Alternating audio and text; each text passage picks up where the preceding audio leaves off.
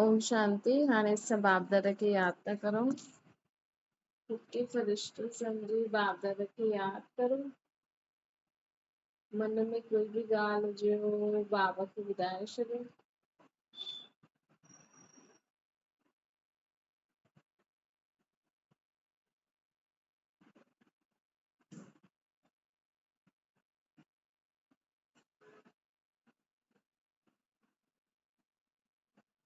ओम शांति।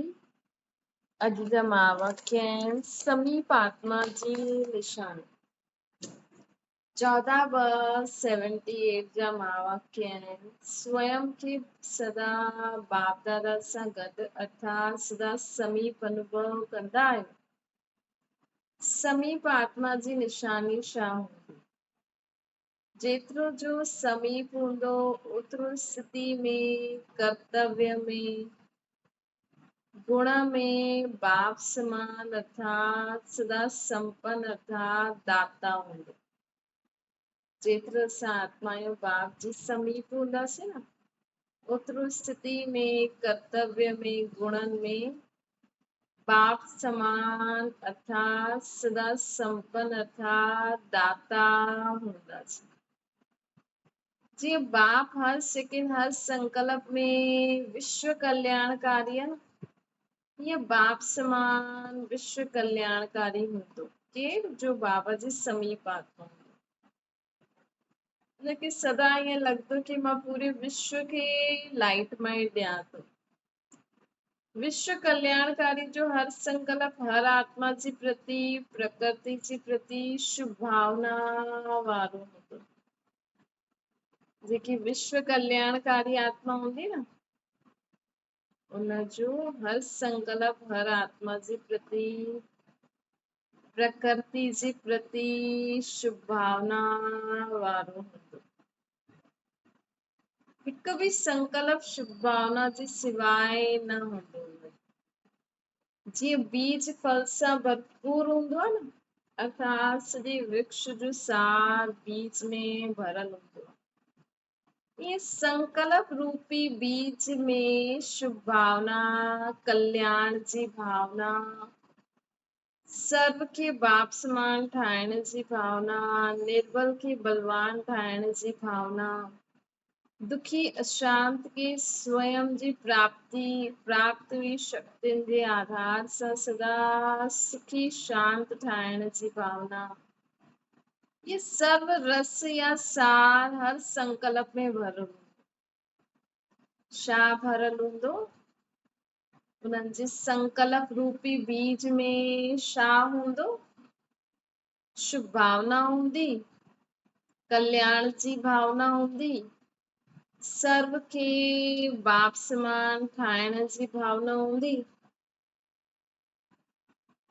मतलब वो सभिनि जे लाइ सोचदो हूंदो भई इहा बि बाप खे पहचाने। निर्बल खे बलवान ठाहिण जी भावना हूंदी हुनखे।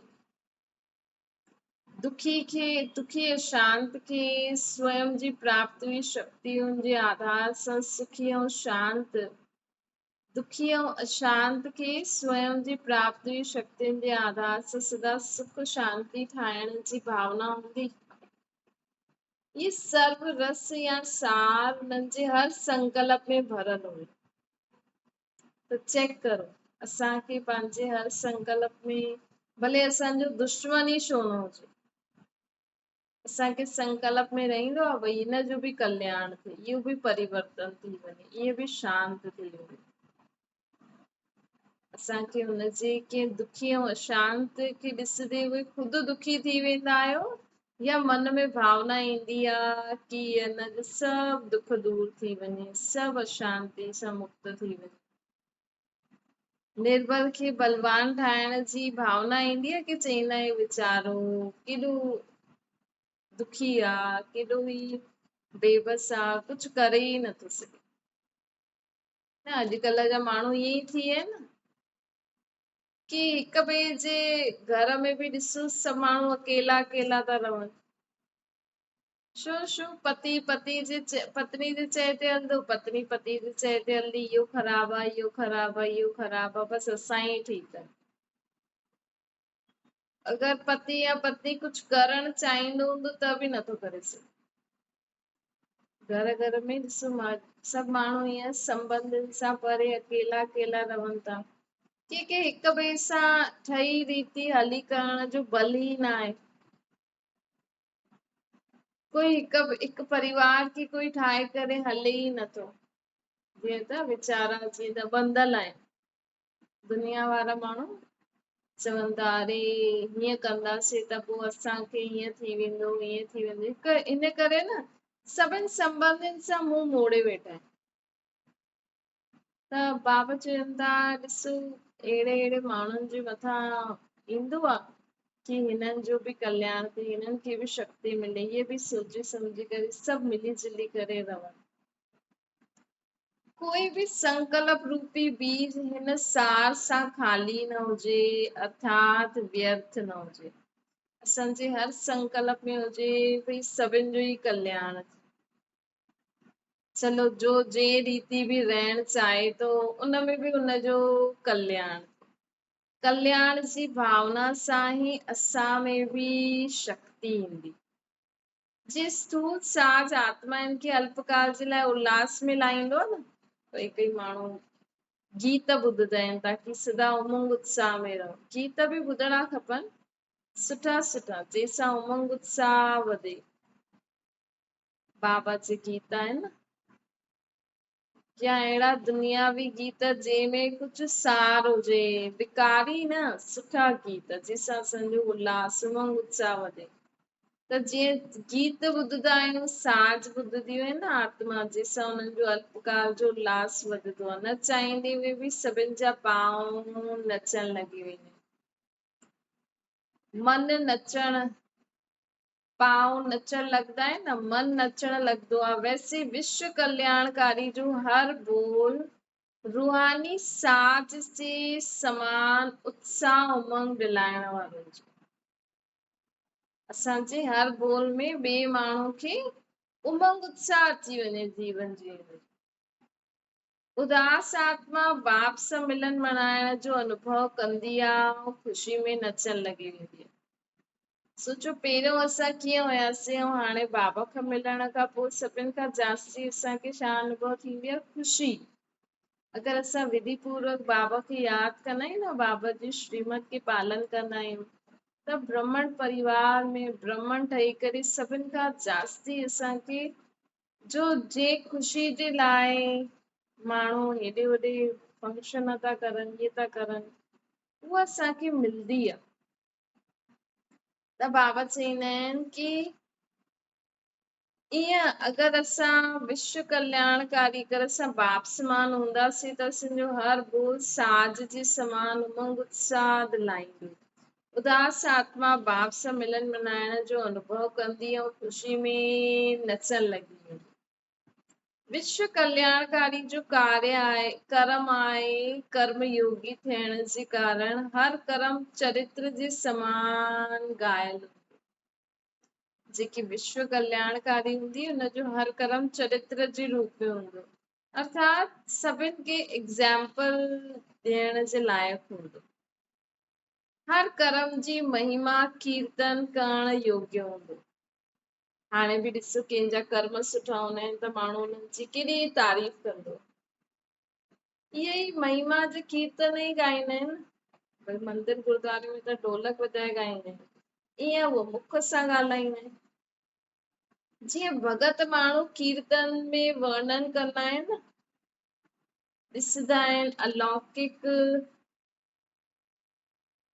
ॾिसण अलौकिक, हलण अलौकिक, हर कार्य इंद्रियनि जी महिमा अपरंपार कंदा आहिनि। भगत माण्हू पंहिंजे इष्ट जे, हाणे जेकी आत्मायूं बाबा जी यादि में रही करे हर कर्म कंदियूं न, उन्हनि आत्माउनि जो भक्ति मार्ग में भगत माण्हू कीर्तन ॻाईंदा। उन्हनि जे ॾिसण जो, ॻाल्हाइण जो, हलण जो, हर कर्मेंद्री, हर कार्य जो उहो कर्मेंद्री द्वारा कंदा आहिनि, उन्हनि जी महिमा अपरंपार कंदा रहंदा आहिनि। ईअं ई हर कर्म महान अर्थात महिमा योग्य हूंदो आहे, इन करे भगत माण्हू कीर्तन ॻाईंदा आहिनि अञा ताईं। अहिड़ी आत्मा खे चइबो आहे बाप समान समीप आत्मा। जीअं आत्मा जे हर संकल्प में सर्व जे लाइ शुभ भावना हुजे, सभिनि खे उमंग उत्साह दिलाए, जंहिंजो हर कर्म सभु एग्जाम्पल ठहे, अहिड़ी आत्मा खे छा चईंदासीं? बाप समान ऐं बाप जे समीप आत्मा। त चेक करो, अगरि ना आहे त अॼु खां असां में इहा विशेषता हुजणी खपे, तॾहिं ऑटोमेटिकली असां बाप जे समीप समान ठही वेंदासीं। अहिड़ा विश्व कल्याणकारी आत्मा जो हर सेकेंड हर संपर्क आत्मा खे सर्व कामनाउनि जी प्राप्ति जो अनुभव कराईंदो आहे। अहिड़ी जो विश्व कल्याणकारी आत्मा हूंदी न, हुनजो हर सेकेंड जो संपर्क ॿियनि आत्माउनि सां जो मिलंदा आहिनि, भले सेकेंड लाइ मिलनि, लेकिन सर्व कामनाउनि जी प्राप्ति सां भरपूर अनुभव थींदो आहे हुननि। कोई आत्मा खे शक्ति जो, कोई खे शांति जो, मुश्किल खे सहज करण जो, अधीन सां अधिकारी ठाहिण जो,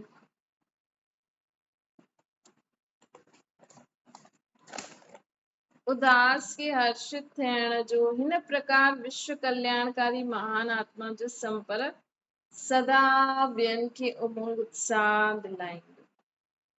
छा दिलाईंदो? शक्ति दिलाईंदो, शांति दिलाईंदो, मुश्किल खे सहज करण जो तरीक़ो ॿुधाईंदो, अधीन खां अधिकारी ठाहिण जो निमित ठाहींदो, उदास सां हर्षित थियण जे निमित ठाहींदा।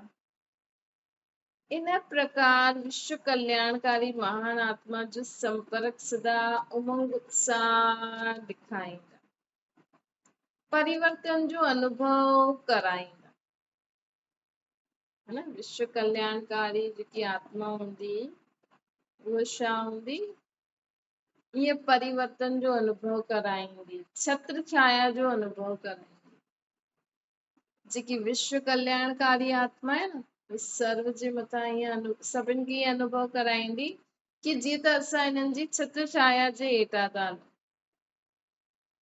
अहिड़ा ॿियनि खे परिवर्तन जो अनुभव कराईंदी। अहिड़ा विश्व कल्याणकारी अर्थात समीप आत्मा ठहण वारा, अहिड़े खे ई लग्न में मग्न रहण वारी आत्मा चइबो। त इहे सभु कम, इहे सभु विशेषताऊं हुन आत्मा में कीअं ईंदियूं? जॾहिं वो पंहिंजो हर सेकेंड चेक कंदी कि हर सेकेंड मूंखे बाबा जी यादि आहे, मन में बाबा जी यादि हूंदी, तॾहिं त बुद्धि बि बाबा वटि टिकदी न। तॾहिं त पोइ असांजी बुद्धि जॾहिं बाबा सां टिकी वेंदी, तॾहिं त जो आसुरी मत आहे उहो निकिरंदी वेंदी, दैवी मत ईश्वरीय मत धारण थींदी वेंदी, ऐं असांजा संस्कार बि परिवर्तन थींदा वेंदा। केॾो सहज आहे। तॾहिं बाबा चईंदा आहिनि न, भले कुझु बि न, लेकिन हर घड़ी मूंखे यादि छो करो, छो त यादि सां ई असांजी आत्मा शुद्ध थी वेंदी आहे, यादि सां ई असांजी आत्मा में गुणनि जी धारणा थी वेंदी आहे, ऐं असां बाप समान कर्तव्य करण लॻी वेंदा आहियूं। त बाबा चवंदा आहिनि कि अहिड़ा ठहिया आहियो, लकी त सभी आहियो, बाप पंहिंजो ठाहे छॾियईं न। ॾिसो, तव्हां पंहिंजे मोहल्ले मां ई ॾिसो, छो त तव्हां पंहिंजे घर में ई ॾिसो, सभु आहिनि तव्हांजे घर में बाबा जा ज्ञान में। अगरि आहिनि त सुठो आहे, न आहिनि त सोचो तव्हां केॾा लकी आहियो न। दुनिया में ॾिसो केॾो दुख आहे। अॼु माण्हू बसि इहो थो सोचे पैसो कमायूं, पढ़ाई लिखाई करूं, पैसो कमायूं, रोटी खपे न, रोटी कपिड़ा और मकान। लेकिन रोटी त कंहिंखे बि मिली सघंदी आहे, कपिड़ो बि कंहिंखे बि मिली सघंदो आहे, रहण लाइ बि गवर्नमेंट अॼुकल्ह फ्री में सभु ॾिए थी।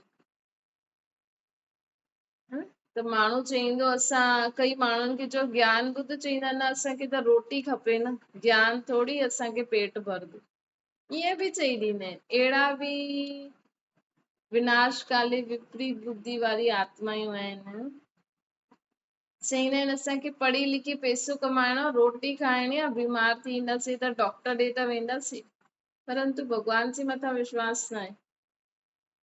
भले तव्हां पढ़ो लिखो कमायो, डॉक्टरनि खे पैसा ॾियो, लेकिन भॻवान बि त कोई चीज हूंदी आहे न। न अॼु दुनिया में माण्हू रोटी न आहे, डॉक्टर सही रीति ट्रीटमेंट न कंदा, पोइ त भॻवान वटि ईंदा आहिनि। त पहिरियों भॻवान जो साथ पकड़ो, उन खां पोइ दुनिया में जो करणो अथव करो। साधारण रीति अथव। लकी त सभी आहिनि न, असांखे बाप पंहिंजो ठाहे छॾियो त ॿियो कुझु न, न त कम से कम इहे ई सोचे करे सदा ख़ुशि रहंदा करो कि मां बाबा खे पहचानियो, मां बाबा जी चित्र छाया जे हेठां आहियां। बाप ॿारनि खे स्वीकार कई अर्थात अधिकारी ठाहियो अथई न, इहे अधिकार त सभिनि खे मिली वियो आहे, लेकिन विश्व जो मालिक ठहिण जो अधिकार विश्व कल्याणकारी थियण जे आधार सां थींदो। कि असां बाप जा त ठही वियासीं, स्वर्ग में त असांजी सीट फिक्स थी वई, लेकिन ऊच पद पाइण लाइ असांखे पुरुषार्थ करणो। भई ॾिसो कई ॿार अहिड़ा बि आहिनि जो रोज मुरली ॿुधंदा आहिनि, रोज अमृत वेलो कंदा आहिनि, रोज सेंटर वेंदा आहिनि, सेवा बि कंदा आहिनि, लेकिन अगरि असां ख़ुदि जे स्वभाव संस्कारनि में परिवर्तन न कयो त असांखे पद ऊचो न मिलंदो। स्वर्ग में त वेंदासीं असां। अॼु बाबा सुबुह जो चई न, सुबुह जी मुरली केॾी बाबा जी सुठी हुई कि गुणनि खे धारण करो, अवगुण छॾो। अगरि असां सभु कुझु कंदे हुए बि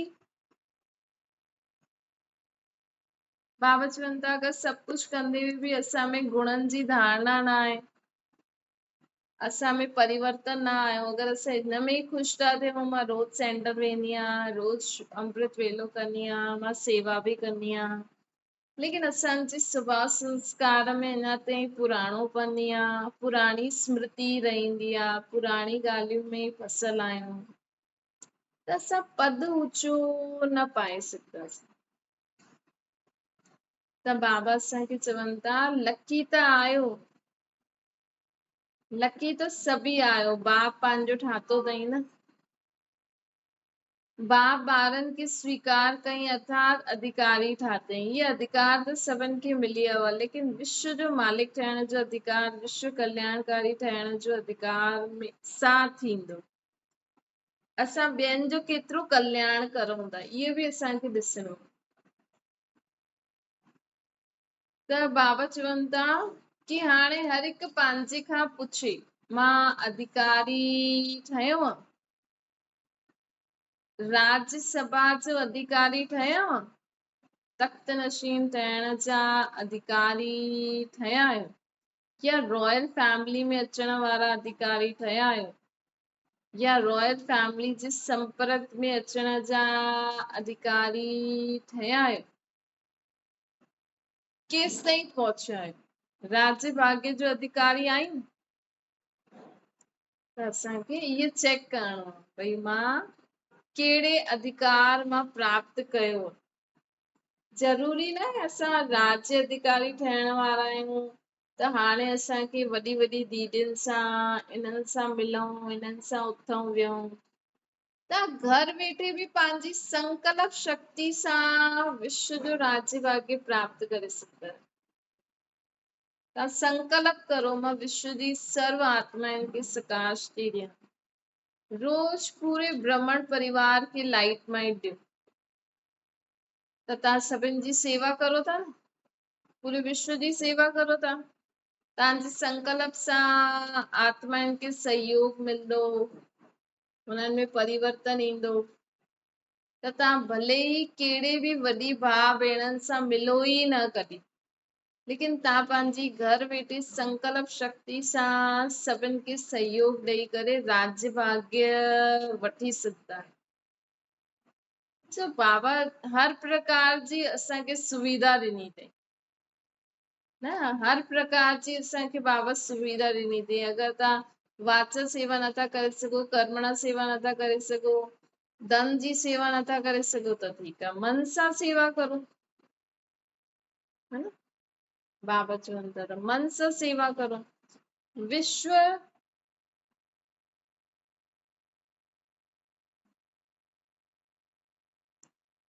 बाबा चवनि था कि विदेशी आत्मायूं पंहिंजे खे छा सम्झंदियूं आहिनि, सभु राज्य भाग्य कंदियूं। विदेशी आत्मायूं पंहिंजे खे छा सम्झंदियूं आहिनि, सभु राज्य कंदियूं या राज्य में ईंदियूं। छा जो मिलंदो वो मंजूर आहे। विदेशी आत्माउनि में त विदेशी आत्माउनि सां सतयुग जी 8 बादशाही में तख्त नशीन ठहण जी उम्मीदवार केरु सम्झंदो। 8 बादशाहियुनि में लक्ष्मी नारायण जी फर्स्ट सेकेंड उनमें ईंदा। 8 बादशाहियुनि में अचण जे लाइ छा करणो पवंदो, या ये सोचो कि सिर्फ़ 8 ही आहिनि। ॾाढी सिंपल ॻाल्हि आहे। ये ॾिसो कि हर समय हर परिस्थिति में अष्ट शक्तियूं साथ साथ इमर्ज रूप में आहिनि। असांजी हर सेकेंड हर परिस्थिति 8 में केरु ईंदो, जेका न मुख्य 8 शक्तियुनि खे हर परिस्थिति में यूज़ कंदा। बाबा चवनि था 8 में अचण लाइ ॾाढी सिंपल तरीक़ो आहे। परिस्थिति में अष्ट शक्तियूं साथ साथ इमर्ज रूप में आहिनि। अगर 2-4 शक्तियूं आहिनि त हिकु बि शक्ति कम आहे त अष्ट बादशाही में न अची सघंदो। अष्ट शक्तियुनि खे जी समानता हुजे ऐं हिकु समय अष्ट जी शक्तियूं इमर्ज खपनि। हिकु ई समय असां में अष्ट शक्तियूं इमर्ज हुजनि। सम्झो कोई बि ॻाल्हि थी, तव्हांखे कंहिंजो फोन आयो है न, उन समय तव्हांखे छा करणो आहे, परखो कि फोन छो आयो आहे, भई यथार्थ निर्णय करो।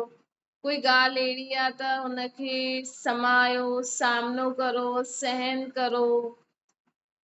कोई वॾी ॻाल्हि आहे त हुनखे सार में परिवर्तन करो, समेटे वठो हुननि जी ॻाल्हियुनि खे। त ईअं ई असांखे उहो हिकु फोन, कहिड़ी बि कारण आयो जो बि आयो, असांखे हुन हिकु ॻाल्हि में इहे 8 शक्तियुनि खे हुन समय यूज़ करणो, हुनखे सभु कुझु समाए करे, समेटे करे, सामनो करे, सहन करे, हुनखे सहयोग बि ॾियणो। वॾी ॻाल्हि खे नंढो करे हुनखे सहयोग बि ॾियणो। यथार्थ परखी करे निर्णय करे। त ॾिसो, तव्हां चेक करे ॾिसो, कोई बि जीवन में परिस्थिति अचे थी न, तव्हां 8 ही शक्तियुनि खे हुन समय यूज़ करे सघो था। अष्ट शक्तियुनि जी समानता हूंदी, हिकु ही समय अष्ट ही शक्तियूं इमर्ज खपनि। बाबा चवनि ईअं न कि सहन शक्ति त 100% आहे, लेकिन निर्णय शक्ति 50%, 60%। ॿिन्ही में समानता खपे। 100% असां सही परखियोसीं, यथार्थ निर्णय करियोसीं, 100% असां हुननि ॻाल्हियुनि खे समायो, सहन कयो, सामनो कयो, सहयोग ॾिनो, समेटो, विस्तार के सार में परिवर्तन कयो। ॿिन्ही में समानता खपे, अर्थात परसेंटेज फुल खपे। तॾहिं संपूर्ण राज्य जे गद्दी जे अधिकारी ठही सघंदा। असां संपूर्ण राज्य जे राजगद्दी जे अधिकारी कॾहिं ठही सघंदासीं, जॾहिं असां में 8 ही शक्तियूं हूंदियूं। जॾहिं असां में 8 ही शक्तियूं हूंदियूं तॾहिं असां राज्य गद्दी जे अधिकारी ठहींदासीं। हाणे ॿुधायो छा ठाहींदव, अष्ट लक्ष्मी नारायण जी राज्य या तख्त जे अधिकारी ठहींदव। उनजे राज्य में ईंदव या तख्त जे अधिकारी ठहींदव। तख्त ते केरु वेही सघंदो, जो हिकु ही समय अष्ट शक्तियूं इमर्ज रूप में हुजनि, जंहिंजी हर घड़ी। विदेशी आत्माउनि में उमंग और हिम्मत सुठी आहे। हिम्मत बच्चे, मदद बाप। हाई जंप के सैंपल ठही सघंदा आहियो। हाई जंप ॾेई करे सैंपल ठही सघंदा आहियो। लेकिन इहे सभु ॻाल्हियूं ध्यान में रखणियूं पवनि। विशेष आत्माऊं आयो तॾहिं त बाप दादा बि ॼाणंदा आहिनि। रेस में नंबर 1 दौड़ लॻाइण वारा, अहिड़ा उमंग उत्साह वारी, परे रहंदे हुए बि समीप अनुभव कंदी। जेकी रेस में हूंदी न, भई अगरि ॾिसो कोई भले ई कोई सेंटर नथो वञे, ॿाहिरि सेवा नथो करे, लेकिन घर वेठे बि उहो ई अभ्यास करे। अॼुकल्ह त ऑनलाइन सभु कुझु अचे थो। घर वेठे ई कंहिंखे न सम्झो, ॾिसो माण्हू खे अगरि बाबा जे ज्ञान जो नशो चढ़ी वियो ऐं कंहिं वटि एतिरो पैसो आहे कि उहो वेही वेही करे खाई पी सघंदो आहे। वैसे बि ज्ञान में अगरि कोई पूरी धारणा करे हलंदो आहे त हुन वटि हुनजे जीवन में एॾो ख़र्चो बि न हूंदो है न। ऐं हिन ई ज्ञान योग ऐं हिन में अभ्यास में लॻी वञे। कर्म बि जेको ख़ुदि जो करिणो आहे, कर्म त करिणो ई आहे असांखे। लेकिन जो माण्हू अॼुकल्ह जी दुनिया में फसल आहे न, धंधो पढ़ाई हर जगह त कूड़ पाप आहे। असां समझदार थी करे साधारण पढ़ाई पढ़ो, साधारण धंधो करो ऐं बाक़ी समय पंहिंजो पुरुषार्थ में लॻायो।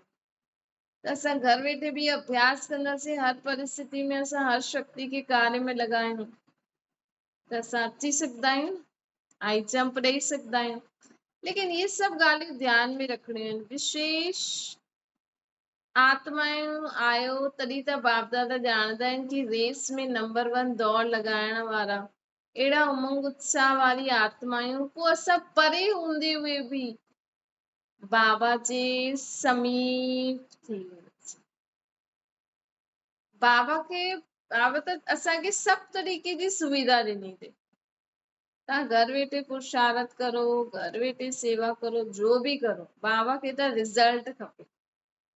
बाबा त पंहिंजे हर ॿार ते ध्यानु ॾींदा आहिनि। बाबा चईंदा आहिनि न, बाबा त घरनि में बि चकर लॻाईंदा आहिनि जेका बाबा जा ॿार घर में आहिनि। अहिड़ी आत्माऊं बि ज़रूर आहिनि। हाणे स्टेज ते प्रैक्टिकल में पंहिंजो पार्ट वॼायो, पुरुषार्थ खे अॻियां वधाइणो। ऐं फर्स्ट नंबर जी विशेषता छा आहे? हुन प्रमाण पंहिंजो पुरुषार्थ करणो। हर कर्म असांजो चढ़ती कला वारो हुजे। असांजो हर कर्म कहिड़ो हुजे? असांजो हर कर्म चढ़ती कला वारो हुजे। त हाणे पाण खे चढ़ती कला में वठी वञण लाइ अहिड़ो पुरुषार्थ कंदा आहियूं। हाणे बाबा अफ्रीका वारनि सां ॻाल्हाइनि था। अफ्रीका वारा ॿार बाबा सां मिलण आया हूंदा अफ्रीका मां। बाबा चवनि था, सभु तीव्र पुरुषार्थी आहियो। तीव्र पुरुषार्थी अर्थात सोचो कयो। सोचण करण में अंतर न हुजे। जीअं कई ॻाल्हियुनि में प्लान ॾाढो ठाहींदा आहियो, प्रैक्टिकल में अंतर थी वेंदो आहे। त तीव्र पुरुषार्थी जो हूंदा, उहो जो प्लान ठाहींदा उहो ई प्रैक्टिकल में लाहींदा। त ईअं तीव्र पुरुषार्थी आहे। परायो राज्य थियण जे कारण, परायो राज्य हुजण जे कारण परिस्थिति त पंहिंजी तरफ़ ॾाढियूं ईंदियूं न। असांजो राज्य न आहे, इहे रावण जो राज्य आहे। बाबा त असांखे चवनि था शांति प्रेम आनंद सां जीवन जियो। लेकिन दुनिया वारा छा सेखारींदा कि न, चइणो त पवंदो, हिकु बार विढ़णो त पवंदो, तॾहिं त शांत थींदा, न त असांखे त ईअं करे छॾंदा, ईअं करे छॾंदा। त बाबा चवनि था असां पराए राज्य में आहियूं, परिस्थितियूं त असांजी तरफ़ ईंदियूं, लेकिन असांखे सदा बाप सां गॾु उन्हनि जी, असां सदा बाप सां गॾु आहियूं। बाबा असां सां गॾु आहे, इहो असांखे सदा यादि रखिणो। उन्हनि जे अॻियां परिस्थिति बि स्वस्थिति जे आधार ते परिवर्तन थी वियो। जेकी बाबा खे साथ रखंदियूं आहिनि न, सदा उन्हनि जे अॻियां परिस्थिति बि परिवर्तन थी वेंदी। स्वस्थिति जे आधार सां परिवर्तन थी वेंदी। त बाबा चवनि था, पहाड़ बि राई ठही वेंदो। पहाड़ भी छा ठही वेंदो आहे, राई ठही वेंदो। ईअं अनुभव कंदव जीअं कई बार ये सभु ॻाल्हियूं असां पार करे चुकिया आहियूं। नथिंग न्यू, ईअं असांखे अनुभव थींदो। नई ॻाल्हि में घबराहट थींदी आहे न, लेकिन नथिंग न्यू ईअं अनुभव करण वारा सदा कमल पुष्प समान रहंदा। त तीव्र पुरुषार्थी छा हूंदा, वो हमेशा हर ॻाल्हि खे ईअं पार कंदा जीअं कुझु नयो थियो ई न आहे। नथिंग न्यू, हर ॻाल्हि में घबराईंदा न। नथिंग न्यू वारा सदा ईअं अनुभव कंदा कि असां सदा कमल पुष्प समान सर्व सां न्यारा ऐं सर्व जा प्यारा आहियूं। जीअं पाणी हेठि हूंदो आहे ऐं कमल मथे रहंदो न, हिन प्रकार परिस्थिति हेठि थी वेंदी ऐं असां मथे थी वेंदासीं। हेठां जी ॻाल्हियूं हेठि ई रहिजी वेंदियूं।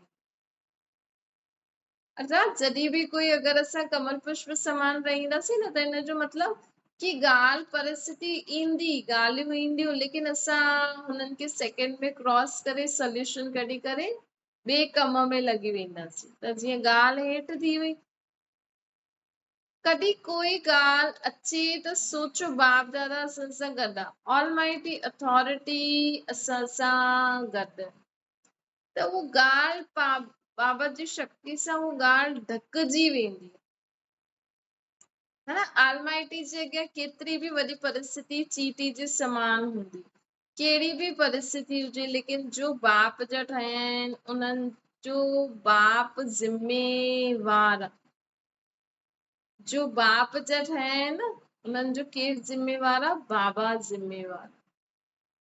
त कॾहिं बि न सोचो अरे मूंखां त नथो थिए, कीअं कंदासीं, छा कंदासीं। बाबा जो ठहिण खां पोइ अगरि तव्हांजे घर में कमु आहे, कुझु ईअं आहे त ईअं कॾहिं न सोचणो आहे हाणे छा कंदासीं, कीअं कंदासीं। ईअं बाबा असांजी हमेशह मदद करण लाइ तयार हूंदा आहिनि। बाबा समझी सदा ही मदद करण लाइ तयार सदा ही रहंदा। त असांखे हाणे छा करिणो आहे, ज्यादा सोचणो न आहे। सोचो न काथे रहंदासीं, कीअं रहंदासीं, छा खाईंदासीं। कॾहिं कॾहिं परिस्थिति अहिड़ी अची वेंदी आहे, जीअं हाणे कोरोना आया, हाणे ॿी नई बीमारी अचे थी, माण्हुनि वटि खाइण लाइ न हुयो। त अगरि असां बाबा जो ठही करे हलंदासीं न, बाबा चईंदा आहिनि न मुंहिंजे ॿारनि खे अंत घड़ी ताईं दाल रोटी ज़रूर मिलंदी, ॿिए जी बाबा गारंटी नथा करे सघनि। त बाबा चवनि था कहिड़ी बि परिस्थिति थी वई, लेकिन असां पुरुषार्थी सुठा हूंदासीं, बाबा जी मत मञण वारा हूंदासीं, तॾहिं त बाबा मदद कंदो न कहिड़ी बि परिस्थिति में। न त बाबा सभिनि जी छो न मदद करनि।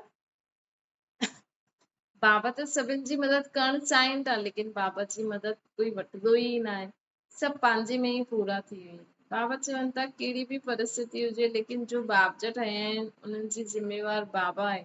सोचो न काथे रहंदासीं, छा खाईंदासीं, कीअं कंदासीं। सच्ची दिल सां, सच्ची दिल जो साथी बाप आहे। जॾहिं जेसि ताईं बाप आहे तेसि ताईं बाबा असांखे बुखो न रहण ॾींदा। जेसि ताईं बाबा आहिनि संगम युग, तेसि ताईं बाबा असांखे कॾहिं बि बुखो न रहण ॾींदा। जॾहिं भक्तनि खे अनेक प्रकार जा अनुभव थींदा आहिनि, उहे त भिखारी आहिनि, उन्हनि जो पेट भरिजी वेंदो आहे।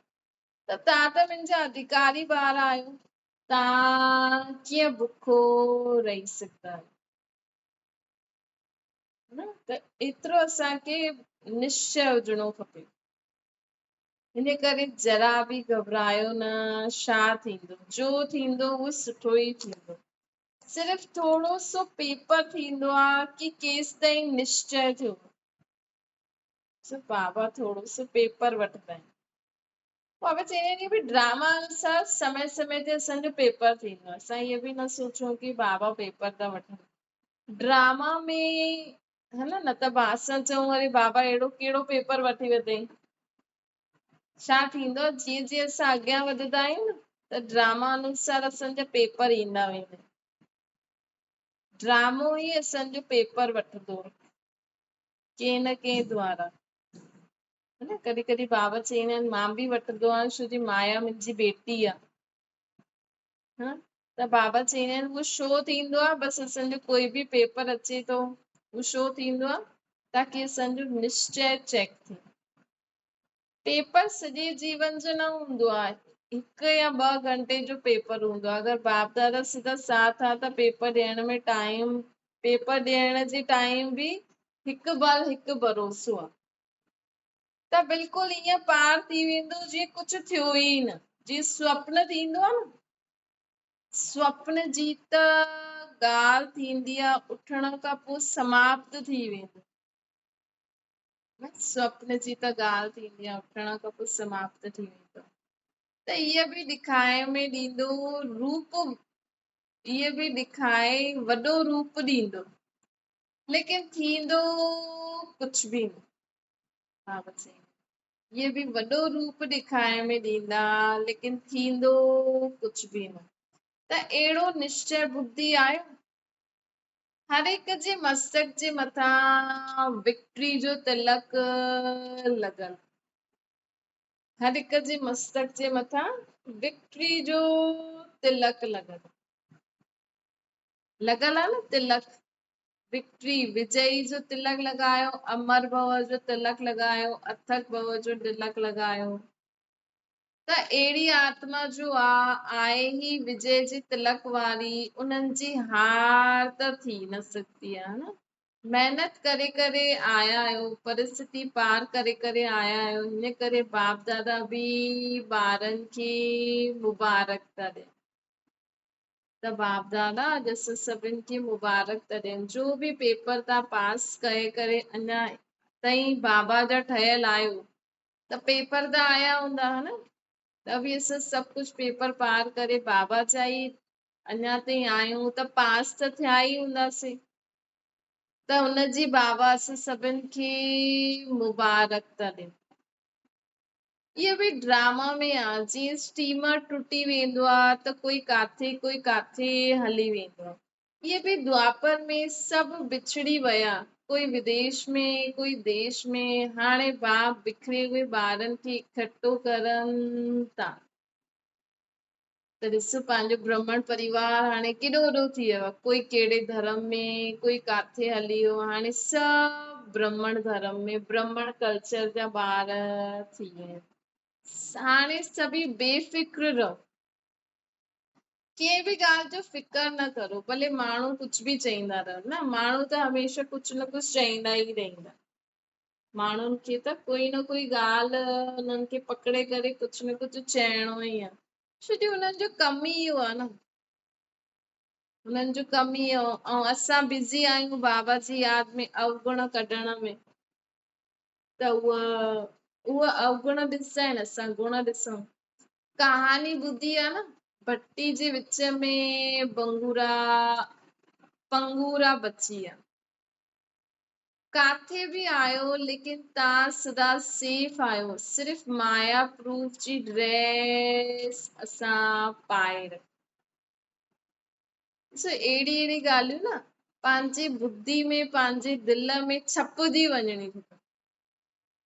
तॾहिं कॾहिं बि कहिड़ी बि परिस्थिति अची वई कुझु बि थी वियो त असांखे कम से कम बाबा जे मथां संशय न थियणु कि बाबा हीअं छो कई। बाबा चवनि था काथे बि आयो सिर्फ़ छा करो माया प्रूफ जी ड्रेस पाए रखो। ड्रेस त सदा साथ रहंदी आहे न माया प्रूफ जी। प्लेन में बि ॾिसो इमरजेंसी में ड्रेस ॾींदा आहिनि कि कुझु बि थी वञे त पाए वठिजो है न। त असांखे ॾाढो सहज साधन कहिड़ी ड्रेस पाए रखंदव तिलक लॻायो विक्ट्री जो ड्रेस कहिड़ी पाए रखंदव माया प्रूफ आत्मा अच्छा, ओम शांति। बाबा खे याद करो। बाक़ी कल्ह ॿुधदासीं। अञा अभी भी आहे।